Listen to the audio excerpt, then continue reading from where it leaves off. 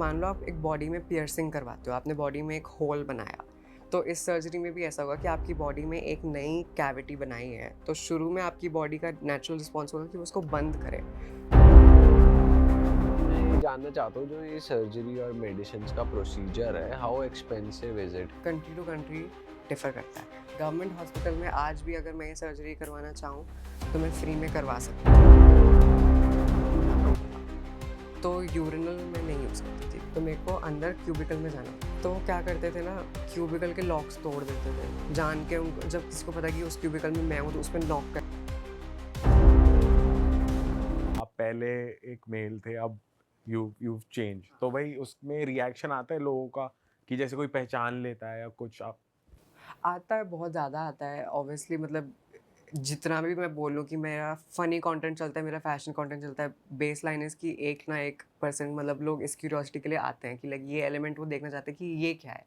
तो वो तो रहता ही है, बट आई फील लाइक मेरे फ़ेवर में ही काम कर रहा है। एक तरीके से शॉक वैल्यू अगर है मेरे टैलेंट के साथ तो व्हाई नॉट। और मिलते हैं लोग, अक्सर मिलते हैं। दिल्ली में तो बहुत ज़्यादा ऐसे फ़ोटोज़ वगैरह, क्योंकि मेरी ऑडियंस यहीं पे है मेनली। तो बॉम्बे वगैरह में फिर भी मैं छुप जाती हूँ, यहाँ पे मैं मास्क लगा के।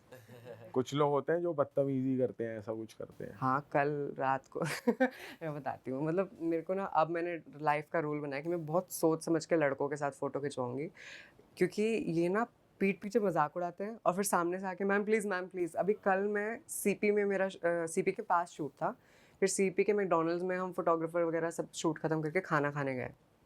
वैसे मंडरा रहे हैं आस-पास, मैं समझ गई कि चलो होता है कि लोग थोड़ा शर्माते हैं शुरू में आने में। फिर वो बाहर चले गए, फिर मैंने मेरा खाना ख़त्म किया, कैब बुक करी, 15-20 मिनट बाद मैं बाहर निकली, तब भी वो वहीं खड़े थे, मैम प्लीज़ फ़ोटो। फिर मैंने खिंचवाई, मेरी कैब आई हुई थी, मैंने बोला मेरे को लेट हो रहा है, मैं जा रही हूँ। नहीं मैम 1 सेकंड, और फिर वो इतनी फ़ोटोज़ खींच रहा है कि ऐसे लो। फिर उसके बाद मैं घर आई हूँ, उसने मेरे को टैग करके फ़ोटो डाली और उसके जस्ट नेक्स्ट स्टोरी में सीपी के बाहर खड़े होके मेरा मज़ाक उड़ा रहे हैं। मतलब इतनी डेस्परेशन, फ़ोटो भी खिंचवानी है और 4 लोगों में चौड़ा लगने के लिए ऐसे वो भी करना है। मैंने हाथ जोड़ लिया, मैं नहीं खिंचवाऊँगी। थोड़ा आपकी पहले की जर्नी जानते हैं जब आप ऑफिशियली एक बॉय थे, तो क्या मतलब what were you going through कि आपको लगा कि नहीं मैं इतना बड़ा स्टेप ले लूँ? मैं थोड़ा वैसे समझना चाह रहा हूँ कि आपको अपनी बॉडी पसंद नहीं थी या आपको मेल अट्रैक्शन हो रहा था, तो आप उसी बॉडी में रहकर क्यों नहीं कर सकते थे? मतलब हो क्या रहा था? सी ये बहुत अच्छा आपने क्वेश्चन पूछा, क्योंकि लोग समझते हैं कि अच्छा तुम्हें लड़के पसंद है इसलिए तुमने ये किया, तो वैसे ही कर लेते, गे बन के रह लेते या कुछ। बट वही बॉडी वाली बात होती है, और वही मैं हमेशा कहती हूँ कि बचपन में नहीं फ़र्क पड़ा था, क्योंकि जब आप छोटी एज में होते हो, प्यूबर्टी से पहले वाली, लड़के लड़की में इतना फ़र्क नहीं होता। फिर एक एज आती है जिसमें एक ऐसे डेवलप हो रहा है, एक की दाढ़ी मूंछ आ रही है, एक की नहीं आ रही है, तो वो वाली एज में मेरे को सबसे ज़्यादा टेंशन हुई, क्योंकि मेरे मन में था कि यार मेरे को तो लड़कियाँ, मतलब लड़कियों जैसा रहना है और बड़े होकर लड़की बन जाऊंगी, मतलब मेरे मन में ये था। तो जब वो वाली एज आई जिसमें दाढ़ी मूंछ और आवाज़ भारी और ऐसे कंधे चौड़े वो सब हो रहा था, तो मेरे को बहुत टेंशन हो रही थी। और इस टाइम की ये चीज़ की मैंने एक्साइटमेंट भी कभी नहीं देखी। जैसे लड़कों में होता है ना कि जवान हो रहे हैं तो होता है कि यार ये फ़ील कर, या लड़कियों में होता है कि अब मैं ऐसी दिख रही हूँ, वैसी दिख रही हूँ। तो वो वाला फ़ेज़ मैंने कभी एन्जॉय किया ही नहीं। और प्यूबर्टी के टाइम पे मतलब इतनी ज़्यादा टेंशन हो गई, क्योंकि मेरी बॉडी मेरे साथ काम नहीं कर रही। सॉरी मैं कट कर रहा हूँ। बॉडी काम नहीं कर रही, थोड़ा एक्सप्लेन करोगे कैसे इन मतलब? द सेंस कि यार मतलब मैं कुछ पहन रही हूँ, जैसे मेरे को अभी भी इवन जैसे सर्जरी नहीं हुई है तो जीन्स वगैरह पहनना, और फिर उसमें थोड़ा सा इंडेंटेशन या मेरे को खुद को फील होना वो पार्ट ऑफ माय बॉडी, तो मेरे को वो डिस्टर्ब करता था, मैं फोकस नहीं कर पाती थी। बाल और ये सब, मतलब शीशे में मैं देख रही हूँ, मेरे को खुद ही नहीं अच्छा लग रहा क्या दिख रहा है। फिर उसके बाद मेरी हमेशा बड़ी स्टेज पर्सनैलिटी रही है, को करिकुलर्स वगैरह और एकेडमिक भी था, बट मोस्टली को करिकुलर। बट जब एक आपका कॉन्फिडेंस हिला पड़ा है तो फिर आप कैसे स्टेज पे जाओगे? तो उस टाइम पे प्यूबर्टी के टाइम पे मतलब मेरा सब कुछ ही हिल गया। स्टेज पे जाना हो गया, को करिकुलर्स, एकेडमिक तो लग चुकी थी मेरी, और फैमिली से भी बहुत ज़्यादा डिस्टेंट हो गई। छोटी-छोटी बात पे आर्ग्यूमेंट्स हो रही हैं, क्योंकि जब इंसान खुश नहीं होता तो वो चिड़चिड़ा रहता है ना, तो लाइक दोस्त छूट रहे हैं, ये हो रहा है, वो हो रहा है। फिर मैंने ऐसे पेरेंट्स को बोला कि देखो ऐसे लाइफ तो बर्बाद नहीं करनी, चाहे जैसा भी स्टेप हो लेना तो पड़ेगा।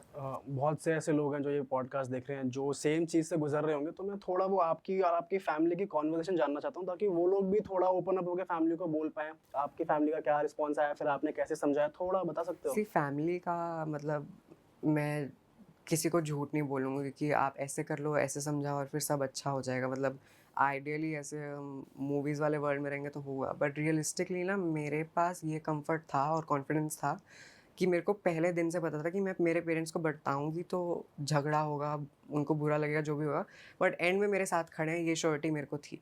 और जितना भी मतलब आप बोल लो, हर किसी के पास ये नहीं होती, हर किसी के पेरेंट्स नहीं होते। तो मतलब ये मैं एज ऑडियंस आपको बता रही हूँ कि अगर आप मेरी सिचुएशन में हो तो आप रियलिस्टिक एनालिसिस करो कि आपके लिए फैमिली को बताना ज़्यादा सेफ है या फिर 10-12 साल मन मार के काम करके पैसे जमा के अलग जाके अपनी लाइफ शुरू करो। तो वो डिसीजन आपको खुद लेना पड़ेगा। बट मेरी फैमिली का मेरे को पता था कि वो चिल रहेंगे, बट मैंने उनको बताया ना, तो मैंने उनको ऐसे किश्तों में बताया, जैसे धीरे धीरे उधार मांगते हैं ना लोगों से। कैसे बताया था, बताना एक बार कैसे? पहले मैं उनको बिठाती थी, फिर मैंने सीधा भी नहीं बोला। पहले मैंने उनको सिर्फ बोला कि मम्मी को बिठाया, पापा से तो फटती थी। तो मम्मी को बिठा के मैंने बोला कि मम्मी मेरे को लड़कियां नहीं पसंद। फिर ऐसी 2-3 इनडायरेक्ट बातें करी जाती, फिर मम्मी ने मेरे को बोला कि क्या कह रहा है तू, कह रहा है तू गे है? मैंने कहा हाँ। तो उतने में मेरे को लगा कि चलो मम्मी को इतना समझ आ रहा है तो यहीं पे बात ख़त्म कर दो। फिर मेरे को लगा बड़ा चिल है यार, मम्मी तो मान गई, कह रही थी कोई बात नहीं, सब नॉर्मल है, ये तो बहुत होता है आजकल, तो सब होता है मुंबई में तो सबको ऐसे बातें कर रही थी। तो मेरे को लगा यार इजीली निपट गया। फिर उसके थोड़े दिन बाद कि यार मुझे डॉक्टर को जाना है, कुछ ऐसा था कि मुझे इनडायरेक्टली कुछ बता के किसी और वजह से डॉक्टर के जाना है, मुझे लेके चले गए। और वहाँ जाके मेरे को पता चला कि अच्छा मेरे को देख रहा है डॉक्टर, और वो फिजिशियन था डॉक्टर। फिर वो मेरे से पूछ रहा है कि क्या है, कैसे है। फिर मैंने उसको बताया, और अभी मैंने बोला ना फिजिशियन था, अब वो थेरेपिस्ट बन गया अचानक से। वो मेरे को कह रहा है आपके मम्मी पापा को बहुत बुरा लग रहा है, फैमिली डॉक्टर, आपके मम्मी पापा को बहुत बुरा लग रहा है, मैं आपको ऐसे नहीं देखना चाहता, ये वो। और मैं देख रही हूँ कि अच्छा नहीं देखना चाहते तो जाने दो, मेरे को क्यों बिठा रखा है। फिर उसके बाद तरह तरह की एग्जामिनेशंस हो रही है, मतलब ब्लड टेस्ट हुआ था मेरा कि मेरे हार्मोन लेवल्स ठीक है कि नहीं है, फिजिकल एग्जामिनेशन की सब ठीक है कि नहीं है, जो कि मतलब नेसेसरी नहीं था, ज़रूरी नहीं था। और मतलब मैं डॉक्टर्स को भी गलत नहीं कह सकती, क्योंकि इवन मेडिकल जो एजुकेशन है, फील्ड है, उसमें भी ठीक से इससे डील करना नहीं सिखाया हुआ। तो फिर ऐसे ही हम जगह जगह डॉक्टर्स के गए। फिर उसके बाद एक ने बोला कि यार फिजिकल प्रॉब्लम नहीं है, आप किसी साइकोलॉजिस्ट को दिखाओ।